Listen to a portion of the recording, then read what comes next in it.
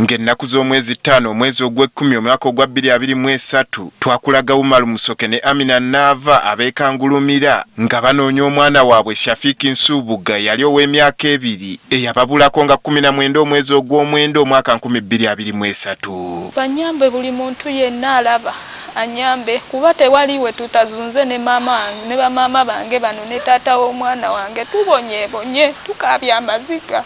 Nsubuga yabula ku maama we bwe yali agenze ewaabwe ku mukolo ogumu Nakirubi mu Kayunga. Bano beekubira enduulu ku poliisi eyagezaako okunoonya wabula terina kye yazuula. Twasooka ne tuleeta abantu 7 ne baddamu ne bakwata 2 ne bakwata n'omulala omwe yasembayo.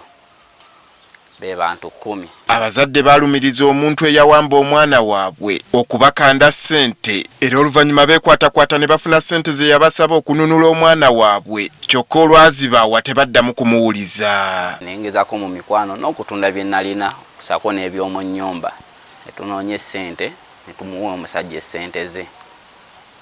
Naye oluva twamuwa essente essimu tekyabeerako. Kati oluvannyuma lw'ebbanga erisoba mu mwaka nga bazadde ba Nsubuga bamunoonya kyababuuseeko okusanga ebisigalira bye.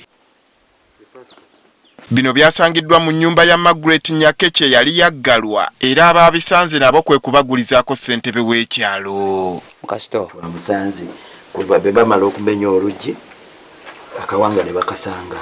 Umaru Musoke alumiriza nti ebyo ebisigalira bye by'omwana we gwe baludde nga banoonya. Babidde ku ngoye newankubadde nti poliisi ekyagamba ekyalinda ku DNA eri abazadde b'omwana n'amagomba ge naye nga zeezo z'engoye z'omwana yaffe mwe yabulira. Kiteeberezebwa okuba nti eyakola ettemu lino mu nnyumba eno omwana yasuulamu musuule.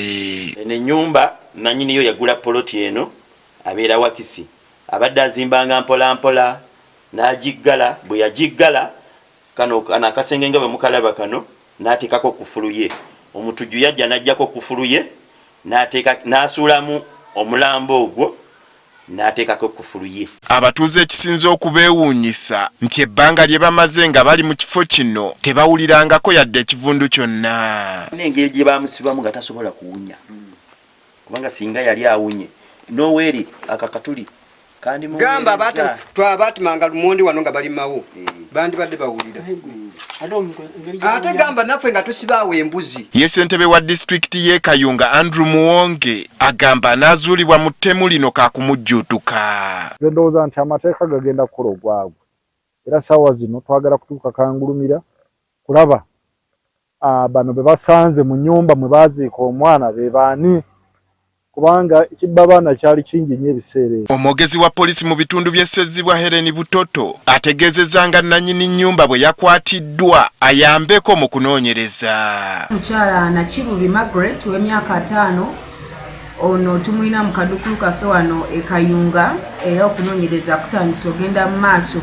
Poliisi eteekewo obwenkanya eri abo abaakikola kusinga ddala nannyini nnyumba newankubadde yeyeegaana ne bana abalala abasibe betulina betwasobodde okufunako. N'ebisigalira byakwongera okwekebejjebwa okukakasa nti ddala bye by'omwana ono ayogerwako. Ebizibiti byo tubirina wano e Kayunga wabula ssaawa zonna bijja kuba bitwalibwa mu GAL okulaba nga examination zigenda mu maaso.